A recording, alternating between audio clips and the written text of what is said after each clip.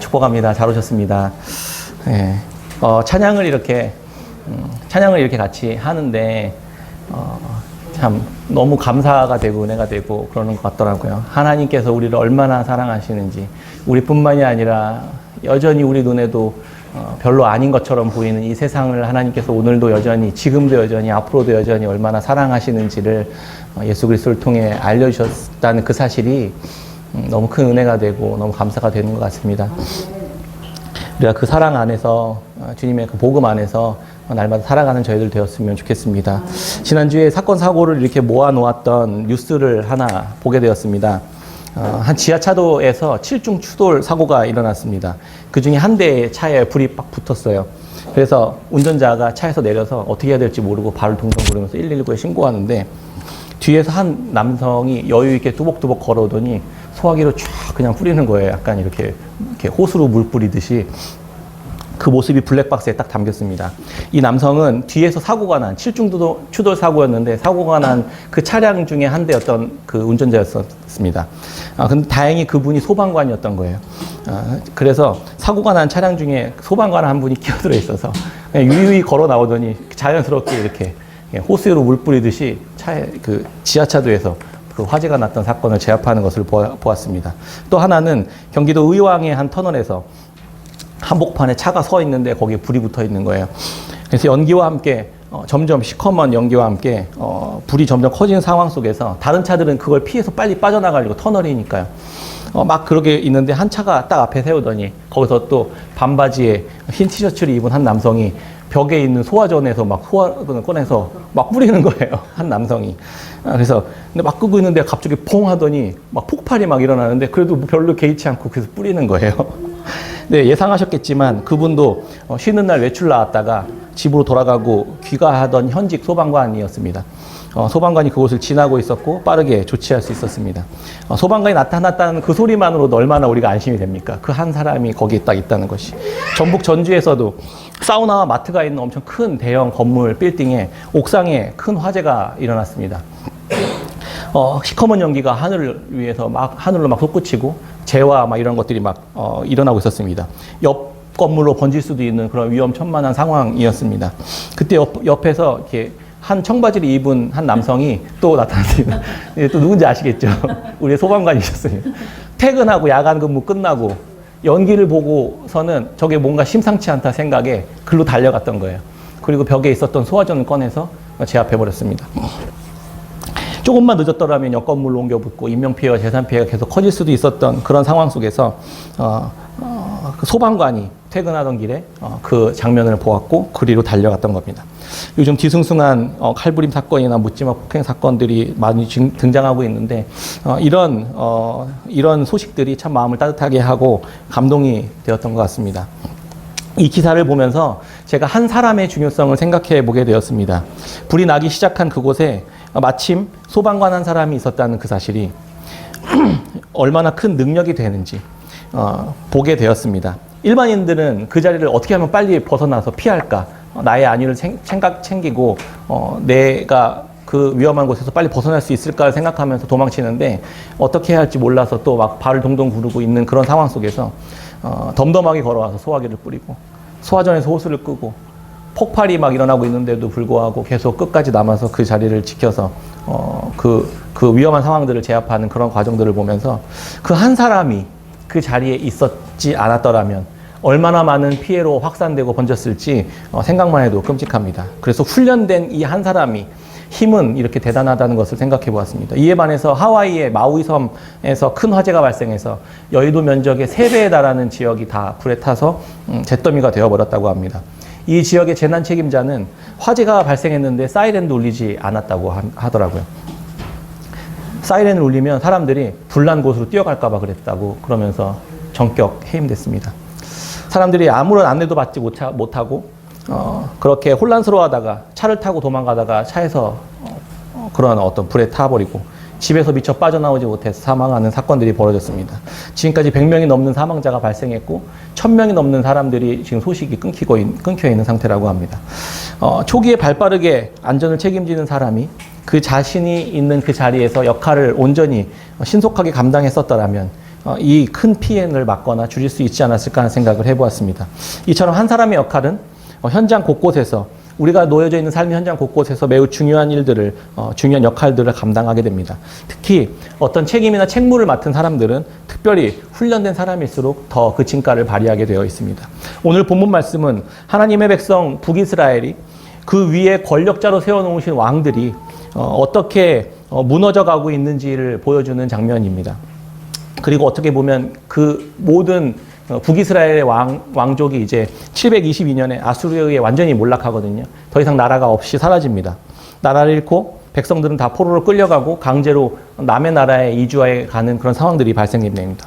이런 비참한 상황에 처할 때 성경은 왜 그렇게 되었는지를 우리에게 말해주고 있는 것입니다. 오늘 본문은 그 이야기를 해주고 있습니다. 시대마다 왕이 세워졌지만 그 한 사람이 하나님의 택함 받은 그 민족을 왕으로서 잘 이끌어 갔어야만 했는데 그 일들을 온전히 수행하지 못했기 때문에 벌어졌던 일이라고 성경은 지금 이야기해주고 있는 것입니다. 한 사람의 역할을 제대로 했다면 이와 같은 비극은 벌어지지 않았을지 모릅니다.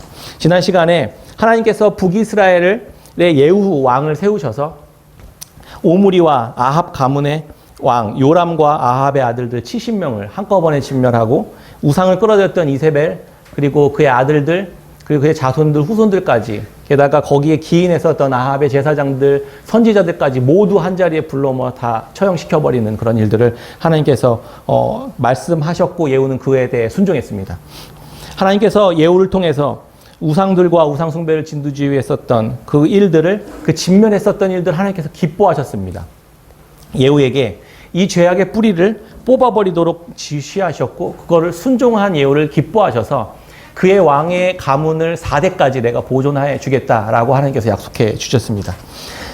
그런데 그럼에도 불구하고 이스라엘에 가득했던 바알의 그 목상들을 쓸어버리고 그 자리를 화장실로 만들어버릴 만큼 철저하게 개혁을 단행했던 그 개혁가 예후였지만 그도 결국에는 베델과 단에 있었던 황금 송아지, 금송아지 우상 신전을 부수지 않았더라. 이렇게 성경은 기록하고 있습니다. 예후의 아들 여호아하스가 왕이 되었습니다. 그가 17년 동안 왕위에서 다스렸지만 그의 평가는 이렇습니다. 열왕기하 13장 2절 말씀입니다. 여호와 보시기에 악을 행하여 이스라엘에게 범죄하게 한 느밧의 아들 여로보암의 죄를 따라가고 거기서 떠나지 아니하였으므로 여호와께서 이스라엘에게 노하사 늘 아람 사람 아람 왕 하사엘의 손과 그의 아들 베나닷의 손에 넘기셨더니 여호아하스라는 왕이 예후의 아들로서 왕으로 살았지만 그의 삶에 대한 인생의 평가는 성경은 딱 9절에 끝났습니다. 9절. 여로보암의 죄를 따랐더라. 그리고 아람에게 고통을 당해서 구해줬는데도 다시 여로보암의 죄를 따라 행했더라. 그리고 죽었더라. 이게 그의 삶에 대한 평가였습니다. 여호아스의 아들 요아스가 왕이 되었습니다.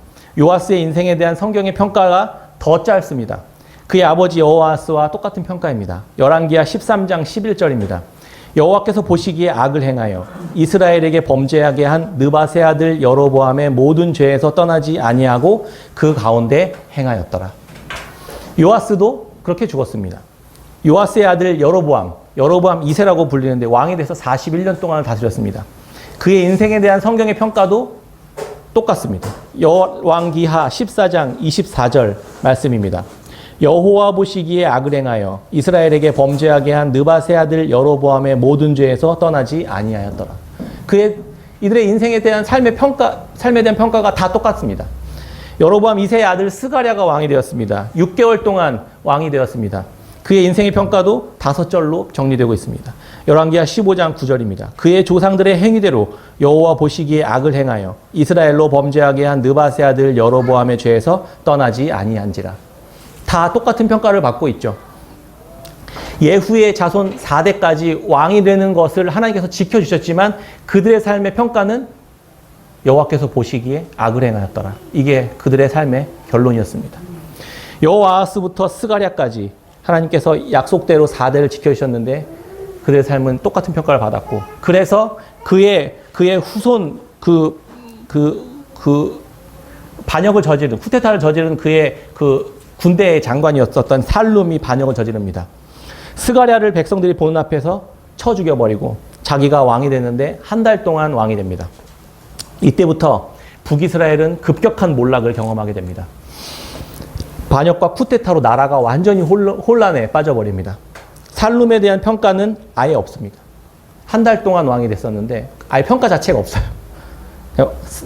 그냥 관심이 없습니다. 그리고 나서 무나임이라는 사람이 왕이 또 쿠데타를 일으켜서 왕이 됩니다. 무나임에 대한 평가도 똑같습니다. 열왕기하 15장 18절 같이 한번 찾아볼까요? 열왕기하 15장 18절 똑같은 평가입니다. 열왕기하 15장 18절 같이 읽겠습니다. 시작. 여호와 보시기에 악을 행하여 평생 떠나지 아니하였더라. 평생 떠나지 않고 살다가 죽었더라. 이게 이들의 평가였습니다. 무나임의 아들 부가히야가 또 왕이 됩니다. 부가히야도 똑같은 평가를 받습니다. 이제는 굳이 읽지 않아도 똑같은 평가였습니다. 15장 24절에 그렇게 말합니다. 또 넘어갑니다. 부가히야의 장관 아들 베가가 또 쿠데타를 일으킵니다. 나라가 완전히 쑥대밭이 된 거예요. 계속 죽이고 왕이 되고 죽이고 왕이 되는 일들이 계속 벌어집니다. 베가의 평가도 똑같습니다. 15장 28절 여호와께서 보시기에 악을 행하여 이스라엘로 범죄하게 한 느바세 아들 여로보암의 죄에서 떠나지 아니하였더라. 이때 아수르 왕이 북이스라엘을 1차 침공을 벌입니다. 아수르의 왕 디글라필레셀이 와서 온 땅을 다 정복하고 그 백성들을 다 사로잡아 그 아수르로 끌고 갑니다. 그런 상황을 또 틈타서 호세아가 또 반역을 저지르고 쿠데타를 일으켜서 왕이 됩니다. 그리고 베가를 쳐서 죽여버립니다. 호세아는 지금껏 바치던 아수르에 바치던 그 조공들을 다 끊고 나 이제 더 이상 아수르 따르지 않겠어 라고 하고 그 애굽으로 이제 갈아탑니다. 나 이제 애굽을 따를 거야. 이랬더니 이 소식을 들은 아수르의 왕이 다시 쳐들어옵니다. 그리고 북이스라엘의 성이었던 사마리아를 완전히 둘러싸서 완전히 진멸시켜버리고 나라와 백성들과 왕까지 다 죽여버리고 나라는 역사 속에서 사라져버리게 됩니다. 오늘 우리가 묵상하고 있는 본문이 19장을 지나고 있는데 너무 많이 차이나던 본문, 우리 묵상 본문이 한꺼번에 뛰어넘기 위해서 오늘 이렇게 왕들의 이야기를 쭉 읊고 17장까지 단숨에 왔습니다. 걱정해 주시더라고요. 우리 목요일날 묵상하는데 우리 이렇게 많이 벌어졌는데 어떻게 따라가요? 걱정하지 마십시오. 이렇게 따라왔습니다. 그래서가 아니라 진도를 맞추려는 게 아니라 하나님께서 북이스라엘 왕들이 이렇게 순식간에 지나가는 모습을 통해서 우리가 생각해 보아야만 할 지점들이 있다는 것을 생각해 보게 되었습니다. 먼저는 우리가 인생을 살면서 내 인생의 성공과 실패의 여부는 여호와 보시기에 어떠했는가라는 것입니다. 계속 아까도 읽어드렸지만 여호와 보시기에 악을 행했더라. 여호와 보시기에 악을 행했더라. 이들의 평가는 다 그랬습니다. 하나님 보시기에 이들은 악을 행했던 사람이었습니다. 우리의 인생의 평가는요. 여호와 보시기에 여러분들의 삶은 어떠셨습니까? 이게 우리의 삶의 평가입니다. 우리 하나님 보시기에 내 삶은 어땠는가? 여호와 보시기에 어땠는가가 우리 삶의 평가이고 기준이라는 것입니다. 내가 생각하기에 내 인생 괜찮았는가? 다른 사람들이 내 인생 괜찮다고 말해주는가가 중요하다는 게 아니라는 거예요. 이들 중에는 여로보암 2세 같은 경우에는 북이스라엘에서 가장 흥왕했던 시기를 맞았던 사람도 있었습니다. 근데 성경은 전혀 기록하지 않습니다. 열왕기하에서는요. 그런 이야기를 전혀 기록하지 않아요. 관심이 없어요. 그냥 딱 몇 줄로 끝납니다. 여호와 보시기에 그냥 악을 행했더라. 내가 무언가를 선택하고 행동하며 살아가는 이 모든 판단의 근거는 하나님 보시기에 합당한가? 이게 중요하다는 것입니다. 바울도 이렇게 말했습니다. 갈라디아서 1장 10절에 이제 내가 사람들에게 좋게 하랴 하나님께 좋게 하랴 사람들에게 기쁨을 구하랴 내가 지금까지 사람들의 기쁨을 구하였다면 그리스도의 종이 아니니라.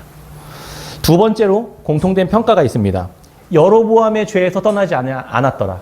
이들의 왕들이 계속 평가했는데 여호와 보시기에 악을 행했고 그리고 여로보암의 죄에서 떠나지 않았더라라는 게 공통된 이들의 평가였습니다. 여로보암의 죄가 도대체 뭐길래 이 북이스라엘의 민족들의 왕들을 계속해서 이렇게 붙들고 끝까지 끈질기게 따라다니면서 멸망으로 이끌었을까? 여로보암은 그 솔로몬 이후에 르호보암과 여로보암으로 갈리면서 북이스라엘의 12지파 중에 10지파를 하나님께서 맡기셨잖아요. 그 사람이었어요. 그 사람. 근데 그 사람이 남유다에 있는 성전으로 예루살렘 성전으로 가서 사람들이 제사하고 하나님을 경배하도록 했어야만 했는데 자기 정치적인 입지 때문에 그걸 그냥 딱 제한해버리고 단과 그 베델과 단에 황금 송아지 우상 신전을 만들고 이제부터 여기가 성전이니까 여기서 예배드려 이렇게 했었던 사람이었습니다. 그 행동이 북이스라엘이 멸망할 때까지 계속 이어졌더라. 이게 성경의 평가였습니다. 열왕기하 17장 16절. 그 황금 송아지 사건 이후로 온갖 우상들이 북이스라엘에 쓸려 들어왔습니다. 16절, 17장 16절, 17절입니다. 같이 한번 읽어볼까요? 17장 16절, 17절 같이 읽겠습니다. 시작. 그들의 하나님 여호와의 모든 명령을 버리고 자기들을 위하여 두 송아지 형상을 부어 만들고 또 아세라 목상을 만들고 하늘의 이름을 성신을 경배하며 또 바알을 섬기고 또 자기 자녀를 불 가운데로 지나가게 하며 복술과 사수를 행하고 스스로 팔려 여호와 보시기에 악을 행하여 그를 경노하게 하였으므로 두 송아지 형상을 만든 이후로 아세라 목상, 1월 성신 경배, 바알 숭배 뭐 이런 게 막 북이스라엘에 쓸려 들어왔다는 거예요. 근데 왜 이스라엘 왕들은 하나님을 버리고 말씀을 버리고 이 우상들을 포기하지 못했을까? 저는 그게 되게 궁금했습니다. 이들이 오늘날 우리들보다 더 타락하고 더 완악하고 그 더 죄악된 가운데 있는 마음을 가지고 있었던 사람들이었을까요? 그래서 이들은 그랬을까요? 사실 이 말씀이 저는 잘 와닿지 않아서 일주일 동안 많이 고민했습니다. 그래서 막 연구하고 찾아본 사람들이 이거는 무슨 우상이었고 이건 저거는 우상이었고 막 연구했는데 사실 그것도 잘 와닿지 않는 거예요. 그런데 지난주에 아내와 잠시 산책을 하면서 이야기를 나누다가 깨닫게 하신 하나님의 마음이 있었습니다. 우린 직장에서 믿지 않는 사람들과 많은 대화를 나누며 살아갑니다. 오늘날 자본주의 시대에 살아가면서 하나님을 알지 못하는 사람들은 무엇을 위해 살아갈까 생각해 봤습니다. 나는 괜찮은 사람, 사람들의 부러움을 살 수 있는 사람이라는 것을 증명하고 드러내면서 살아가는 게 이 시대의 사람들의 삶의 목적입니다. 나의 자랑과 나의 인정이 최대의 관심사인 시대를 살아가고 있는 것입니다. 이것을 이루어줄 수 있는 성공의 도구들, 성취해줄 수 있는 것들, 그것에 대한 정보를 이야기 나누는 것이 세상 사람들의 관심사들입니다. 만나면 그 이야기를 하는 것이죠.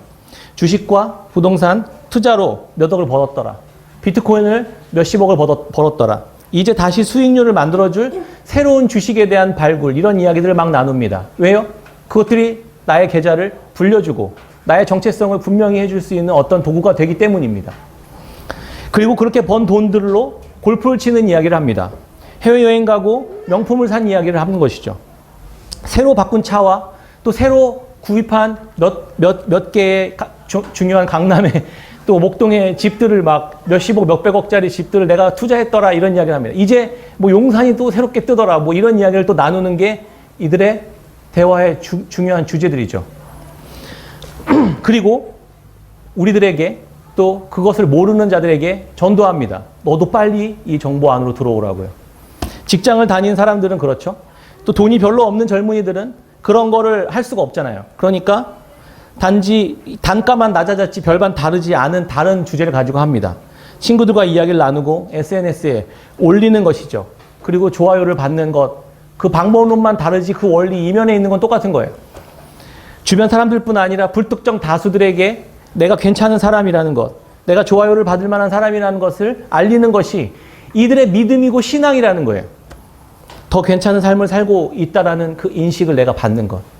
그것이 그들이 추구하는 것이라는 것입니다. 잠시 위로와 힘을 받는 것이죠. 이것을 하기 위해서 얼마나 많은 시간과 에너지와 열정을 쏟아붓겠습니까? 정보를 검색해야만 하고, 대화를 나눠야만 하고, 사람을 만나야만 하고, 돈을 써야만 하지 않겠습니까? 이걸 공부하고, 검색하고, 발품을 팔고, 찾아가고, 시간과 돈을 씁니다. 나를 부자로 만들어주는, 절대 흔들리지 않는, 빼앗기지 않는 황금 송아지는 나의 영광이었던 것입니다. 그것을 이루어줄 수 있는 다른 우상들, 그것이 돈과 성공, 또 다른 어떤 목록들이었던 것이겠죠. 이것이 우상이고 그들이 믿는 신앙이라는 것입니다. 우리는 어떻습니까? 우리는 이들과 좀 다릅니까? 이 왕들이 왜 황금 송아지를 버리지 못했다고, 하나님, 여호와 하나님 외에 다른 우상들을 끝까지 버리지 못했더라고 했었던 이야기가 조금 이해가 됐습니다. 오늘도 우리는 여전히 동일한 우상들에 둘러싸여 살아가고, 또 그 우상들을 내 마음과 영혼 가운데 계속 받아들이면서, 또 동시에 하나님도 함께 섬기면서 살아가고 있는 것이 오늘날 그리스도인들과 교회의 삶이라는 것입니다. 우리는 우리에게 주어진 인생을 무언가를 계속해서 채우면서 살아갑니다. 우리는 하나님과 그의 아들 예수 그리스도의 복음으로 채우는 것이 나의 인생에서 가장 영광스럽고, 그것이 나를 가장 안전하게 해주고, 그것이 가장 아름답고 가치 있게 해주는 것, 그런 것이 된다는 것을 하고 우리가 믿고, 그것이 내 인생의 가장 중요한 가치라는 세계관을 가지고 살아가는 사람들입니다. 맞습니까? 정말입니까? 동의하십니까? 하나님을 알지 못한 이들은 나의 영광과 나의 위대함과 가치 있음을 증명하는 것이 가장 영광스럽고 성공적이며 가치 있는 삶이라고 믿고 따라갑니다. 그래서 우리 둘은 전혀 다른 가치관을 살기 때문에 대화를 나누어도 평행선을 달릴 수밖에 없는 것을 늘 경험하는 것입니다. 우리 장로교회 신앙고백서 웨스트민스터 교리문답 1문에 이렇게 기록되어 있습니다. 우리의 삶의 목적을 이렇게 정리합니다. 1문, 사람의 첫째가는 최고의 목적은 무엇입니까? 답, 사람의 첫째가는 최고의 목적은 하나님을 영화롭게 하고 하나님을 영원토록 온전히 즐거워하는 것입니다. 이게 우리의 믿음과 신앙의 첫 번째 고백이라는 것이에요. 우리 그리스도인에게 있어서 인생의 최고의 목적, 가장 중요한 삶의 목적은 하나님을 영화롭게 하는 것이라는 것입니다. 그렇게 살고 계십니까? 이거라는 사실을 우리가 알고 있었습니까? 잘 못 가르쳤던 저의 잘못입니다. 피조물인 인간이 창조도 하나님을 영화롭게 뭘 어떻게 하면 영화롭게 할 수 있을까요? 하나님 영광 받아주십시오. 이렇게 막 시상송하면 하나님께 영광을 돌립니다. 그럼 하나님 영광 됩니까? 무엇을 하면 우리의 자유의지로 하나님의 말씀에 순종하는 것, 그것이 하나님께 영광이 된다는 것입니다. 하나님을 사랑하는 것입니다. 우리가 하나님을 영화롭게 한다는 것은 그분을 사랑하는 거예요. 사랑하면 즐거워합니다. 사랑하면 마음을 빼앗깁니다. 사랑하면 시간을 더 쓰고 싶죠. 관심을 갖고 들여다보고 싶습니다. 즐거워합니다. 주식회사를 들여다보면 즐겁습니다. 잠시 일을 하다가 막 오늘 상한가 맞았으면 또 가서 보고 싶죠. 확인하고 싶죠. 계좌를 열고 싶죠. 사랑하는 것이기 때문이에요. 우리는 돈을 영광스럽게 하고 있는 거예요, 지금. 주식만일까요? 우리에게 주어진 수많은 자녀들, SNS, 음란물, 쇼핑, 주식, 부동산, 비트코인, 심지어 내 부모나 내 자식마저 나의 우상이 될 수 있다는 것입니다. 그걸 생각하면 너무 행복하고 기쁜가요? 그것이 나를 만족스럽게 하고 나를 뭔가 좀 대단한 사람으로 만들어줄 수 있을 것처럼 보이나요? 우리는 그것을 지금 경배하고 있는 것입니다. 오늘날 두 송아지 영상은 돈이고 아세라 목상, 1월 성신, 바알, 자녀, 불태우는 제사, 복술과 사술, 이게 무슨 말인가 했습니다, 저는. 근데 이런 것들이 우리 안에 오늘날 가득 있다라는 것을 알게 되었습니다. 오늘날 그리스도인의 삶의 중요한 자리에 산당이 가득 들어차 있었던 것입니다. 우린 이미 이 왕들이 받은 평가, 똑같이 받을 수밖에 없는 자들이라는 것을 성경은 우리에게 이야기해주고 있는 것입니다. 하나님 말씀을 사모하고 그분을 생각하면 기분이 좋고 기쁘고 잠깐 확인하고 만나고 찬양하고 예배하는 그 시간이 정말 기다려지고, 그 시간이 없으면 너무 힘들고 괴롭고 그렇습니까? 입에서는 찬양과 노래가 흘러나오고 감사하고 행복해서 너무 좋은 그런 상태가 하나님을 사랑하는 것입니다. 그분을 영화롭게 하는 것입니다. 내가 더 그분을 알아가고 싶고 그분의 신비와 비밀과 사랑의 깊이를 배워갈 때마다 기쁨이 내 안에서 넘쳐나고, 일을 하다가 말고 다시 그분을 또 만나고 싶어하는 그 마음이 내 안에 들어올 때 우리는 하나님을 영광스럽게 하는 것이라는 것입니다. 우리 인간은 그렇게 살도록 지음받은 목적을 가지고 지어졌다는 것을 성경 우리에게 말해주고 있습니다. 그것이 우리를 가장 행복하게 하고 기쁘게 하고 복되게 하고 즐겁게 하는 것입니다. 하나님을 영원롭게 하고 하나님을 영원토록 기뻐하는 것, 즐거워하는 것, 이것이 말하는 의미인 것입니다. 이것이 장로교회가 신앙의 첫 번째로 함께 고백하는 믿음의 고백들인 것입니다. 여러분 이렇게 지내고 계십니까? 우리는 무엇을 영화롭게 하고 있습니까? 여러분 그렇게. 근데 생각해보면 온전히 이렇게 하나님만 영화롭게 하는 것이 불가능해 보입니다. 동시에 다른 것도 사랑하고 영화롭게 하는 이중적인 삶을 살아가는 것이 우리의 냉정한 현실 아닙니까? 열왕기의 왕들도 그런 사람들이었다는 것을 우리에게 알려주고 있습니다. 저도 그로부터 자유로울 수 없는 사람임을 똑같이 고백하게 됩니다. 하나님도 사랑하고 세상도 사랑하는 것이죠. 이스라엘 왕들이 왜 하나님을 사랑하고 말씀을 따르고 우상을 사랑하고 그것들에게 벗어나지 못했는지를 좀 이해하게 되었습니다. 그에 비해 우리가 믿는 하나님은 어떤 하나님일까요? 교회에 나와서 예배를 드리랍니다. 이미 그런 것들과는 비교할 수 없는 영광과 은혜와 사랑을 충분히 이미 받았다고 이야기를 해주는 거예요. 기뻐하라는 거예요. 그럼 됩니까 그게? 그게 잘 안 느껴지는 것이죠. 지금 내 상황은 직장에서 사람들과의 관계에서 자랑할 게 하나도 없습니다. 어떤 뭘 꺼내서 이야기할 것들이 하나도 없습니다. 내 삶은 너무 찌질해 보이고 너무 궁색해 보이고 실제로도 가난합니다. 사람들이 말하는 부동산 투자나 주식은 둘째치고 당장 이번 달 생활비 카드값 빼고 나면 적금 하나 부을 것 없는 것이 우리의 현실입니다.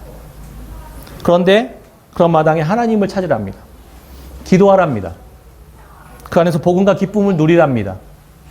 하나도 현실적이지 않고 이성적이지 않아 보이는 게 우리 믿음의 실제인 것입니다.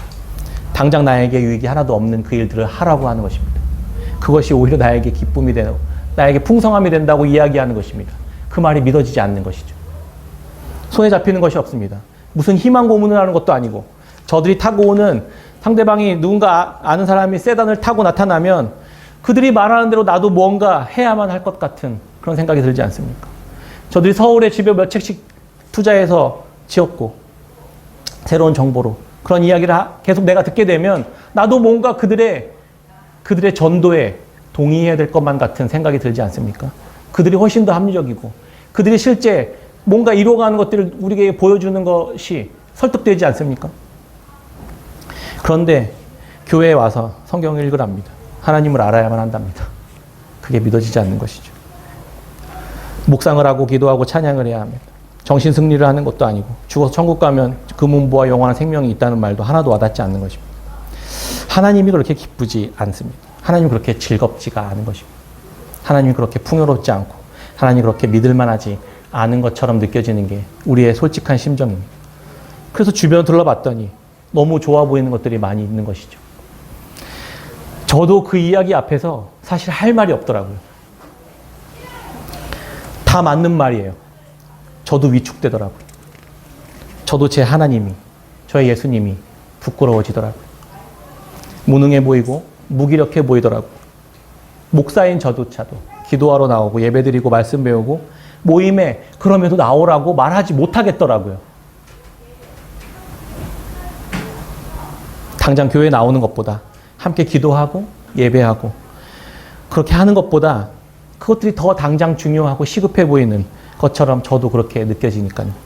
이미 교회 안에서 하나님 말씀보다 교회 안에서조차 하나님 말씀보다 더 중요한 세상의 가치들이 장악하고 있는 산당이 되어버린 것은 아닐까 그런 생각을 해보게 되었습니다.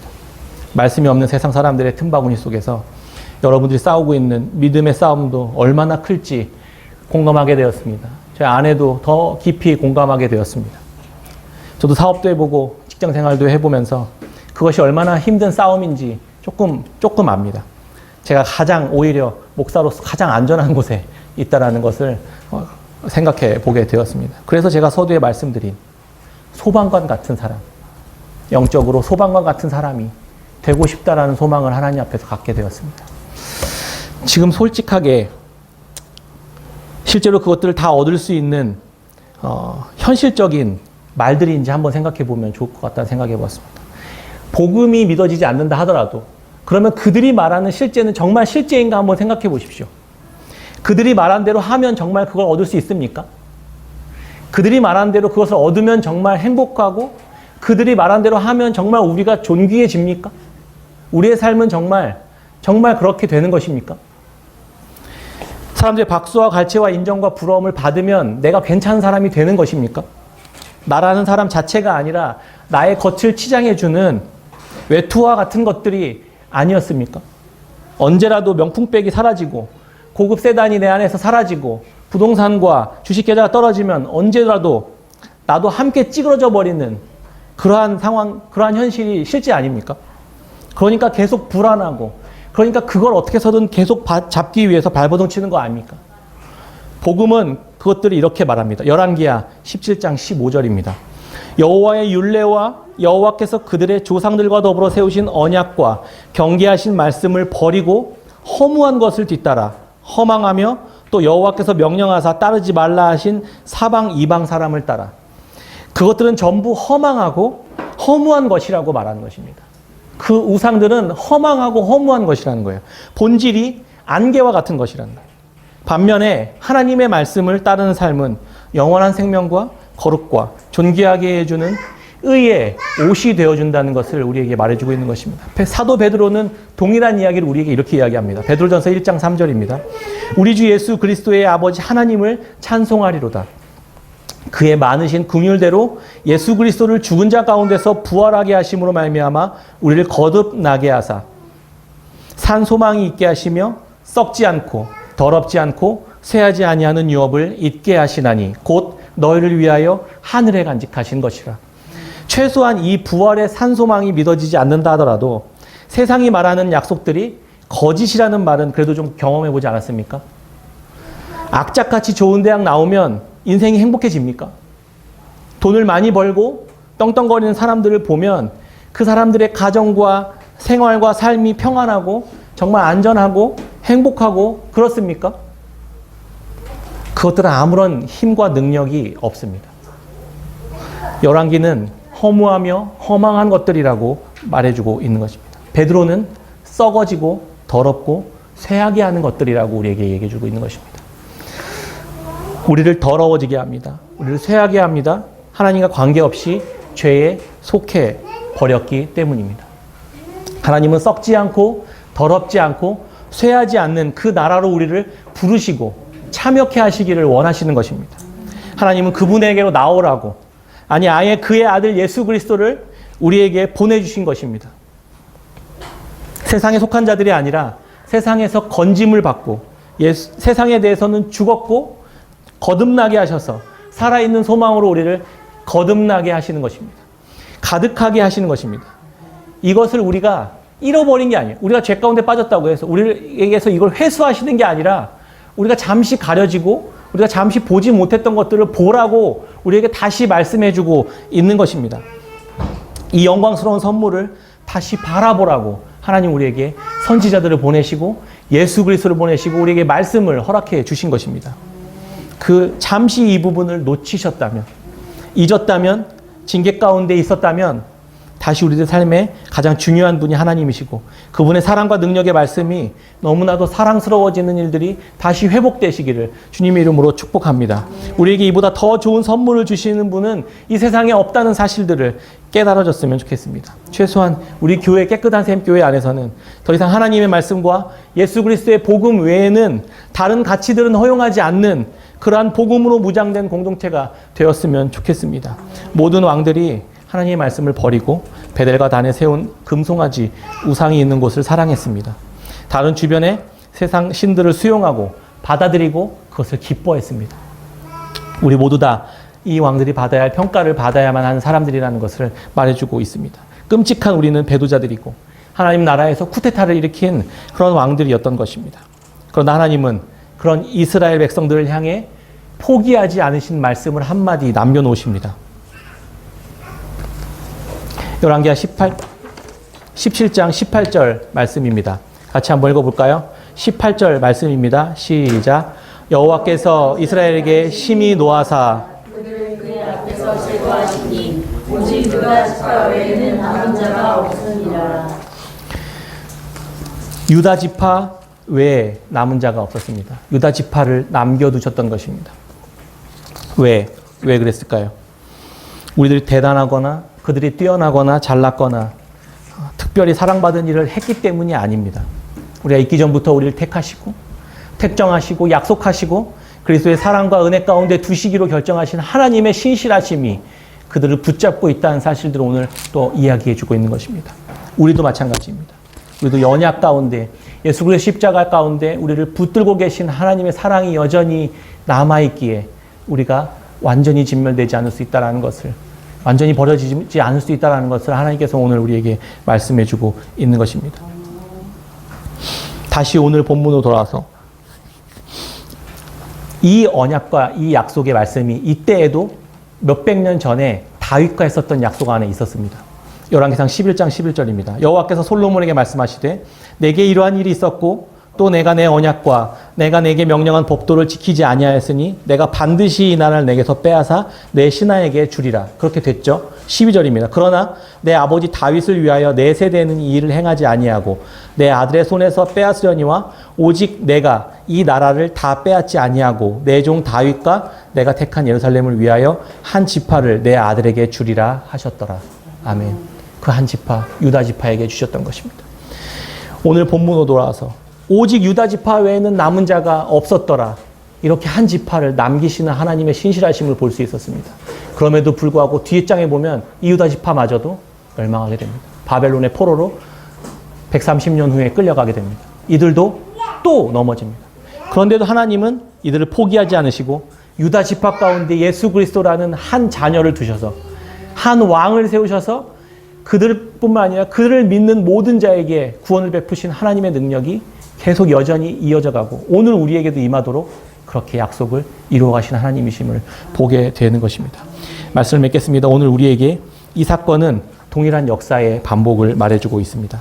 세상 속에 교회로 부름받은 오늘날 교회는 세상의 온갖 유혹들과 우상들 앞에 우리 교회 안에 세상의 것들이 막 쓸려 들어와서 우리 교회를 완전히 잠식해버린 것을 생각해 보게 됩니다.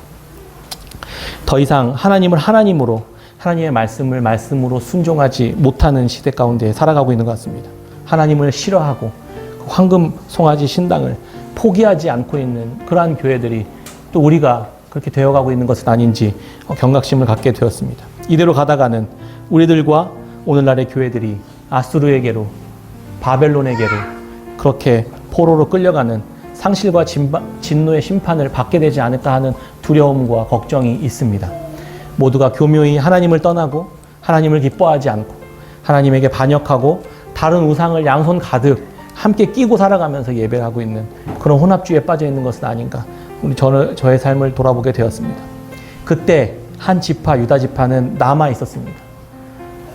세상이 다 온갖 우상 가운데 불이 붙어 활활 타올라 죽음을 향해 달려가고 있을 때 유다 지파 한 지파가 남아 있었고 유다 지파마저 끌려가고 있었을 때 예수 그리스도께서 남아 계셨습니다.